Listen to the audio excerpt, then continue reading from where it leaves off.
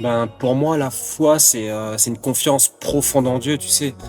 Même quand tout semble incertain, elle me porte dans les moments sombres et me rappelle que je ne suis jamais seul.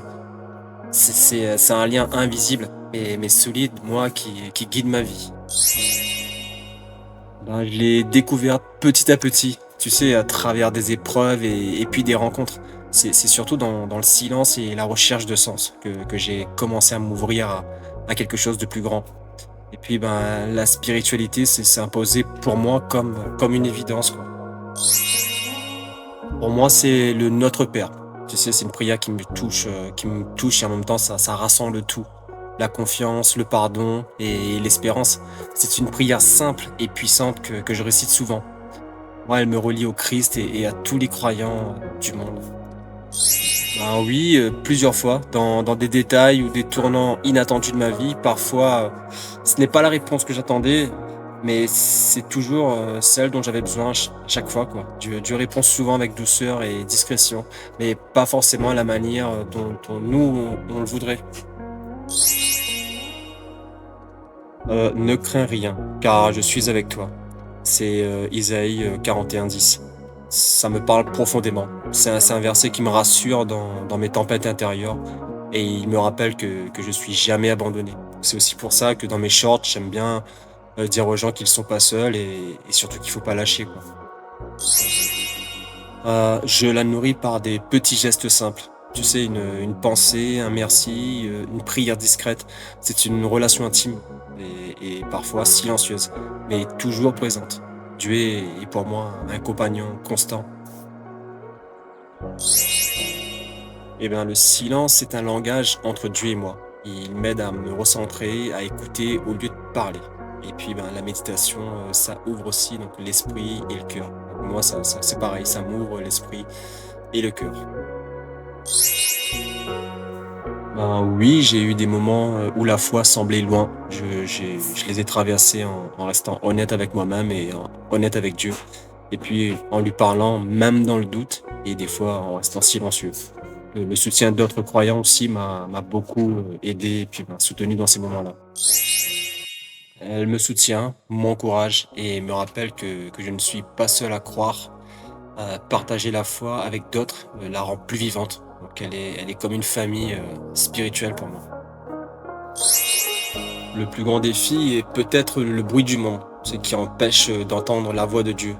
On cherche souvent des réponses immédiates, alors que la foi demande patience, garder le silence intérieur et puis, ben, ça, tu vois, ça devient même un acte de résistance, spirituelle. Je prie chaque jour, parfois brièvement, parfois longuement, selon les moments.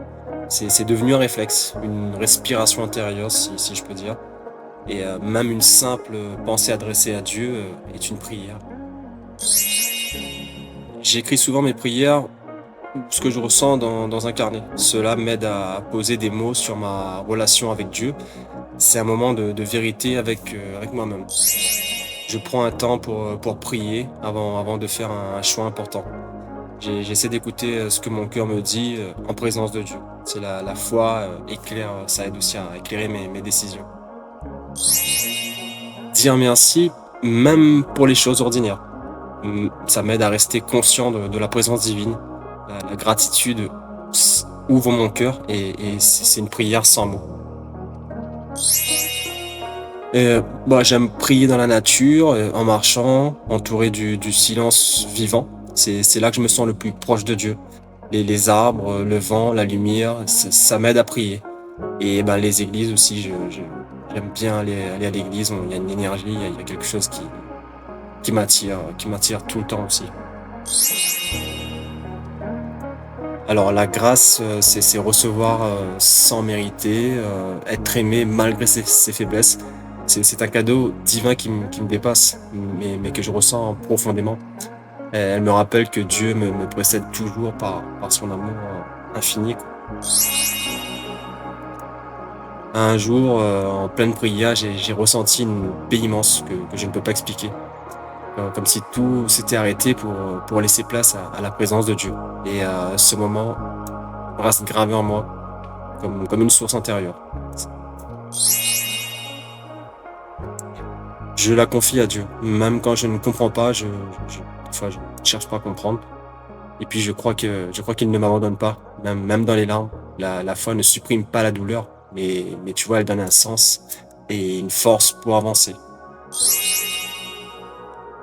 Oui, elle m'a appris à voir chacun comme un frère ou une sœur. Et elle m'invite, et nous invite aussi à aimer sans condition, même quand c'est difficile. C'est un chemin d'ouverture du cœur, toujours.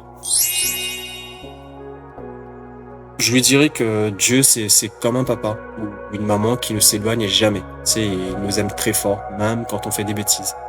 Il est invisible, mais on peut lui parler avec le cœur.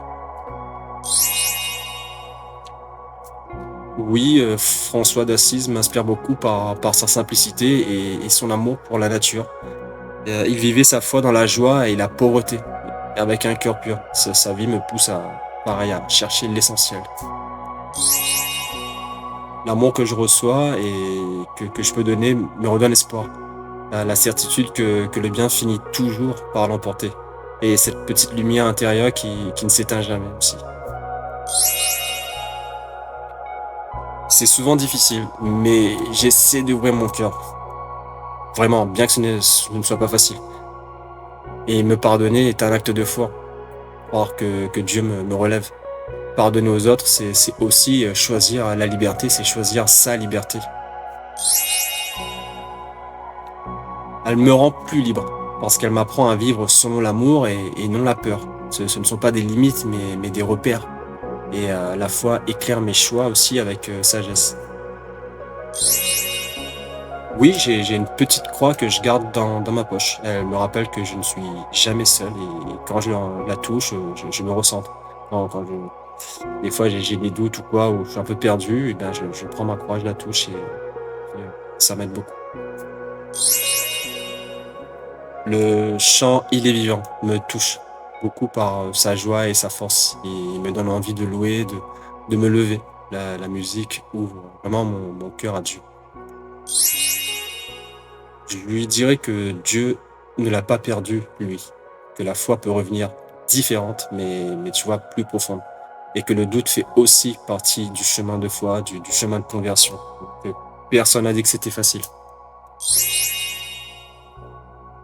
Je la vois comme un passage, pas une fin. La foi me dit que l'amour ne meurt jamais et que Dieu m'attend de l'autre côté, les bras ouverts. C'est ce qui me dépasse et me relie à l'invisible. Le sacré, c'est ce moment où tout devient silence et présence. Il peut se révéler dans une église comme dans un regard. Reste fidèle dans les petites choses. Ce conseil m'aide à vivre chaque jour avec sens et sans chercher à briller. C'est dans la simplicité que Dieu se cache souvent. Oui, elle évolue comme tout ce qui est vivant. Ce que je croyais à 20 ans n'est pas exactement ce que je vis aujourd'hui, même si le cœur reste le même. La foi grandit avec l'expérience, avec les épreuves et comme je l'ai dit plus haut, avec les rencontres aussi. C'est souvent subtil, mais la voix de Dieu apporte paix et clarté, même dans le doute. Elle invite à l'amour, jamais à la peur ou au repli, avec le temps et à la prière. Et on apprend à connaître cette voix intérieure. Oui, la science explique le comment, la foi cherche le pourquoi. Elle ne s'oppose pas, mais se complète. Dieu peut très bien se révéler dans l'ordre du cosmos, mais dans la tendresse humaine. Je ne cherche pas à tout comprendre, mais à traverser la souffrance avec confiance. La foi, voilà, ne supprime pas la douleur, mais elle offre une lumière au milieu d'elle. Jésus lui-même a connu la croix et il a souffert. Ça me réconforte. Oui, certaines personnes trouvent une profonde connexion spirituelle sans appartenir à une religion. Mais pour moi, la foi prend chair dans une tradition, un cadre, une communauté, et la religion peut être un chemin structurant vers Dieu. La capacité de transformation que donne l'amour vrai. Voir quelqu'un changer grâce à une rencontre avec Dieu me bouleverse. La lumière intérieure qu'on perçoit dans certains visages m'inspire aussi profondément. En vivant soi-même une foi authentique, pas en donnant des leçons. Les enfants perçoivent plus ce qu'on est, que ce qu'on dit. Je leur raconte des histoires, je prie avec eux, et puis je leur laisse poser leurs questions librement. Oui, à un moment où j'ai ressenti une joie immense en priant dans une petite chapelle. Tout semblait suspendu, comme si le ciel s'était ouvert. Ce souvenir m'habite encore aujourd'hui, c'est incroyable. C'est celui d'un homme qui, après avoir tout perdu, a continué à bénir la vie. Il parlait avec douceur, sans amertume, rayonnant d'une paix profonde. Son regard même disait plus que ses mots. En se rappelant qu'on ne possède pas Dieu et que la foi est un don. L'humilité vient quand on reconnaît ses fragilités et quand on accepte d'apprendre encore. C'est Dieu qui agit et pas nous. La voix de Dieu est souvent paisible, douce, mais ferme, différente de moi et mes pensées agitées. Elle appelle à l'amour, jamais à la peur ou à l'orgueil. Avec le temps et la prière, j'apprends à reconnaître cette voix intérieure aussi. Oui, croire implique de lâcher prise et cela fait peur. On se sent vulnérable face à l'invincible et à l'invisible. Quand je dis invincible, c'est parce que dans les moments où on a envie de lâcher prise, ce qu'on a en face de nous, cette peur, on a l'impression qu'elle est invincible, qu'on n'arrivera jamais à l'abattre. On va surmonter ça. Mais la foi m'a toujours conduit vers plus de paix que de peur. Les deux à la fois. Elle me rend fort intérieurement, mais aussi plus ouvert. Donc, plus vulnérable à l'amour et à la souffrance des autres. C'est une sorte de force douce, si on peut dire. La souffrance a été un lieu de révélation. Elle m'a appris l'humilité, la compassion et le besoin de Dieu. Dans mes blessures, j'ai découvert aussi sa présence. Je les vois comme des compagnons de route, chacun avec sa manière de chercher Dieu. La diversité enrichit, ça m'enrichit, et puis ça invite aussi à l'écoute. L'amour est plus grand que nos différences. Oui, un jour, j'ai ressenti une paix soudaine en pleine détresse, sans raison humaine. C'était comme une présence enveloppante. Je ne peux pas l'expliquer, mais je sais que c'était réel. C'est reconnaître que je ne sais pas tout, que j'ai besoin d'aide et que je ne suis pas le centre du monde. L'humilité ouvre le cœur à Dieu et aux autres. C'est la porte de la sagesse et non l'inverse. En s'accrochant aux petites lumières, aux signes paraît discrets de sa présence. La fidélité, ce n'est pas de jamais douter, c'est choisir de rester, même dans la nuit. Dieu ne m'abandonne pas, même si je ne le sens pas. Oui, profondément, même si ce n'est pas toujours une joie facile ou visible. Après, c'est une paix intérieure, c'est une lumière douce et durable. La foi donne du sens à ma vie.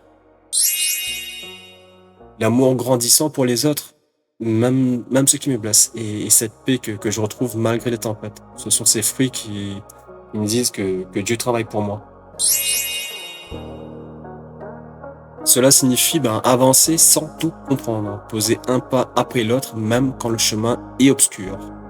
C'est croire qu'il est là, même quand je ne ressens rien. C'est un abondant, parfois tremblant, mais sincère. Oui, et souvent je ne l'ai compris que bien plus tard. Ce nom était en réalité une protection, une direction meilleure. Dieu ne me prive jamais sans raison, même si ça fait mal sur le moment. Parfois, c'est juste un mot, un soupir, une larme. Ce n'est pas toujours une volonté, mais un besoin profond. La prière devient alors un cri du cœur, une manière de rester connecté malgré la fatigue. Oui, elle est devenue moins rigide, plus vivante, et puis moins axée sur des réponses et pareil, donc plus ouverte à la relation.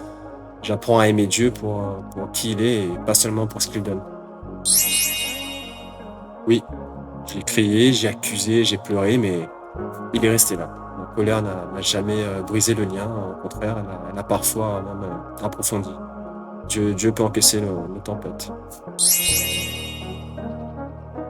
Ne crains rien, car je suis avec toi. Ésaïe 41:10. Ces mots me réconfortent à chaque chute et puis à chaque peur. Ils me rappellent que je suis jamais seul et même dans le silence. Non, c'est un chemin. Ce n'est pas un déclic. Mais quand je regarde la croix, je comprends que je ne suis pas appelé à juger, mais à aimer. Et chaque pas vers le pardon libère un peu plus. Je cherche le silence dans la nature, dans la prière et puis dans la parole. Ce silence nourrit ma foi. C'est là que j'entends Dieu, au-delà du vacarme, des réseaux, des infos ou des opinions des autres. Souvent, souvent. Mais c'est là que je comprends le mieux la grâce. Dieu ne m'aime pas parce que je le mérite, ou alors il t'aime pas toi parce que tu le mérites, mais il nous aime parce que c'est sa nature. Ça nous relève. Je lui dirais, ben, tu as le droit de douter, mais n'arrête pas de chercher. Dieu n'a pas peur de tes questions. Il t'attend. Même dans tes incertitudes, le doute peut être une porte vers une foi plus vraie.